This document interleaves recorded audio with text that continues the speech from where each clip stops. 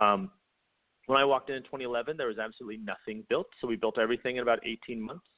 We had a lot of really great products that, once again, are about facilitating community.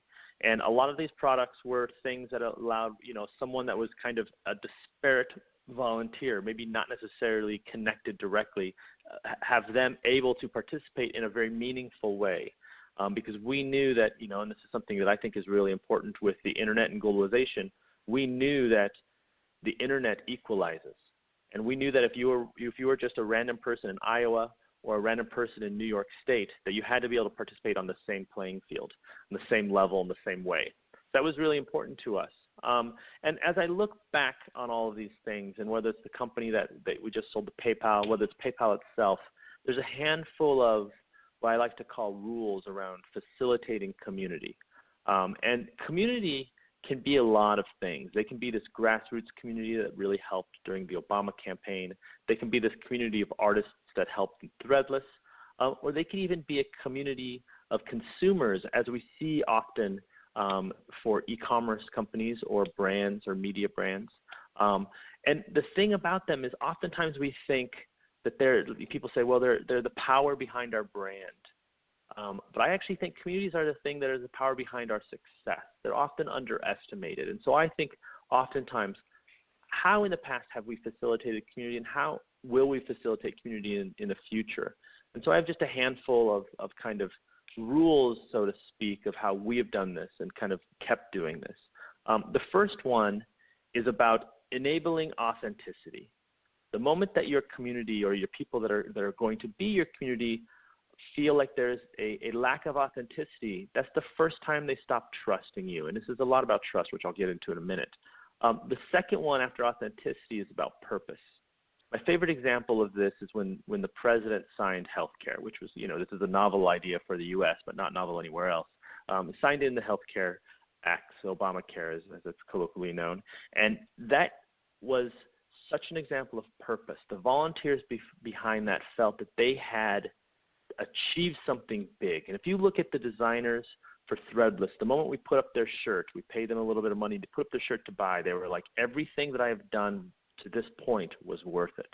And it's like building in that purpose, or that kind of that payout in some way for your community is really important. And one way to do that and to get it so those things don't have to be a monetary form or some giant thing like passing a huge bill is actually to enable empowerment throughout whatever the engagement is. So my favorite example of this is around the mid-2000s, when there was a lot of problem with spam and whatnot. Various sites like YouTube or would have these very simple interfaces that allowed you to report something as spam.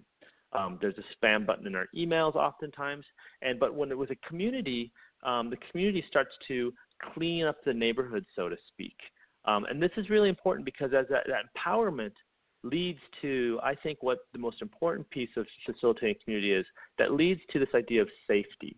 And safety is really important because there is this aspect of the internet that we all know with trolls, with harassment, etc. And there's this equation, this guy John Gabriel made this equation, and it's a pretty impolite name, so I won't say it. But the equation is a normal person, just a regular guy, plus anonymity, plus a large audience oftentimes results in a terrible person.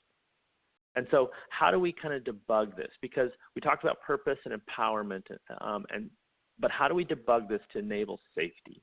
And I actually think the answer here is trust. Trust is the most important thing.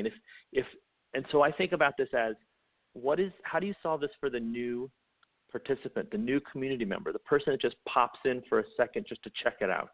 Whether you're running a big company or a small company, we always have that problem of what is the first impression? And I always think of the kind of real sketchy kind of first impression you have when you walk into, like a car salesman or something like that. Or you walk into that bad neighborhood, just when you're physically walking and you have that feeling like this doesn't seem like I don't belong here. Well, so I think, how do we clean up our experiences that we're building? How do we make it so that those experiences are a good neighborhood? Because that's the thing I think will really help, is you want to create a place where people want to go there. And so if we create that from the beginning, and we are deliberate about saying this is a place that people want to exist in, then people will say, oh, I trust that because they can participate. They'll feel empowered.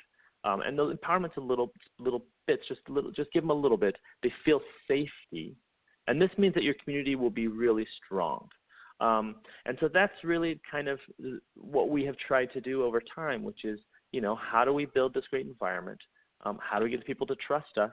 And then, how do we get them to